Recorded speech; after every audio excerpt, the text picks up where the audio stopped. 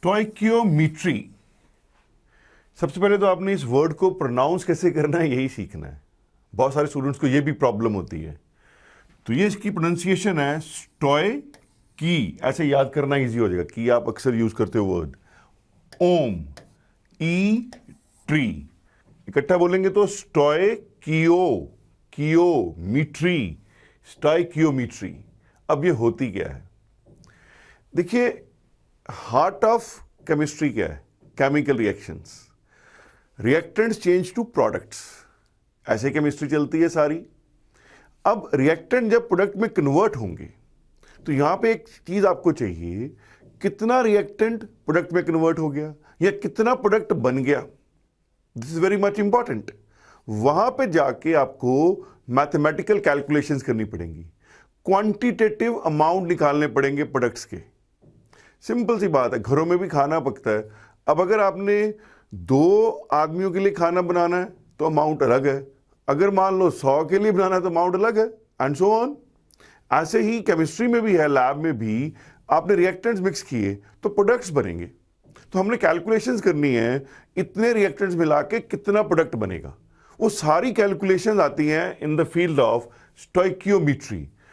इस फील्ड को रिक्टर ने प्रपोज किया था। रिक्टर, तो he made lot of calculations. इसमें सिंपल मैथ्स इन्वॉल्व है, तो मैथमेटिकल हो जाता है सारा ये टॉपिक।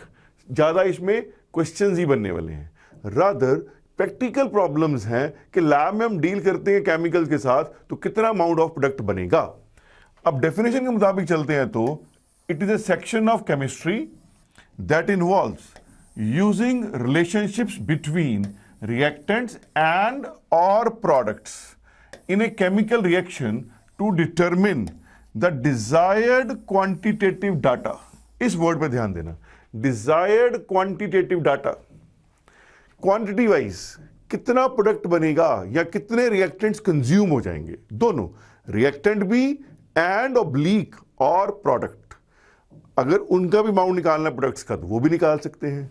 तो stoichiometry basically deals with calculations of quantities of reactants और प्रोडक्ट फॉर्म्ड और डीकम्पोज, दोनों इसमें आ जाएंगे। अगर हम वर्डिंग पे चलें तो ग्रीक में ये वर्ड है stoicheion, which means element, and metron means measure. इसका मतलब क्या करना, आपने एलिमेंट्स को मेजर करना है। अब मेजर कैसे करना है? अगर लिक्विड है तो वॉल्यूम कर लो, अगर सॉलिड है तो मास कर लो। अगर लिक्विड्स हैं और हम वॉल्यूम को मेजर करते हैं, then we call it as volumetric analysis.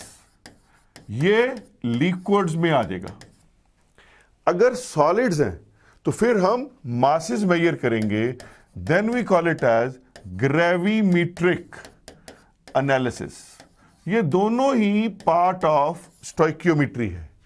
Liquids में वॉल्यूमेट्रिक और सॉलिड्स में ग्रेविमेट्रिक। तो नेट आपको क्या समझ आया? स्टोइकियोमेट्री क्या है? ऐसी branch of chemistry which deals with study of amounts of reactants changing into products.